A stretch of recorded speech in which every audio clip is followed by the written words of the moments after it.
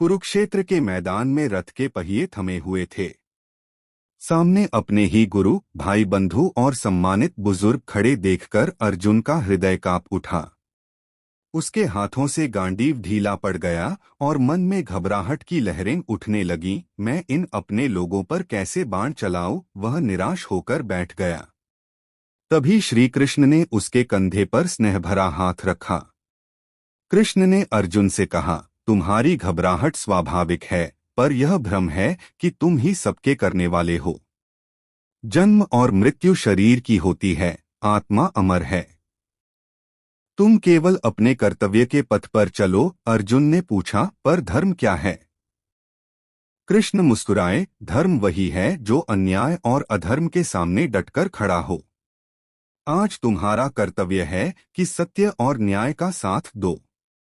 परिणाम की चिंता छोड़ दो, कर्म पर अधिकार है, फल पर नहीं। ये सरल शब्द अर्जुन के मन में दीपक की तरह जल उठे। कृष्ण ने आगे समझाया, जब मन भ्रमित होता है तब वह भय को बड़ा और अपने सामर्थ्य को छोटा कर देता है।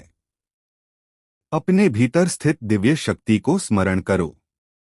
तुम अकेले नहीं हो। जब उद्देश्य पवित्र हो तो संपूर्ण सृष्टि तुम्हारा साथ देती है।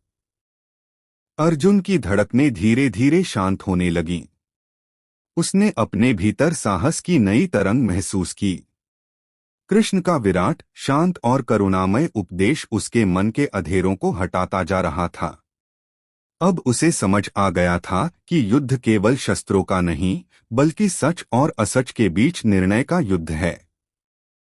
अर्जुन खड़ा हुआ, गांडीव को मजबूती से थामा और श्रद्धा भाव से बोला, हे माधव, मेरी ब्रह्मोह की जड़ काट दी गई है। मैं आपका कहा हुआ कर्तव्य निभाऊंगा। कृष्ण मुस्कुराए, घबराया मन अब स्थिर हो चुका था। सही ज्ञान, स्नेह और कर्तव्य की प्रेरणा से अर्जुन फिर से दृढ़ हो उठा।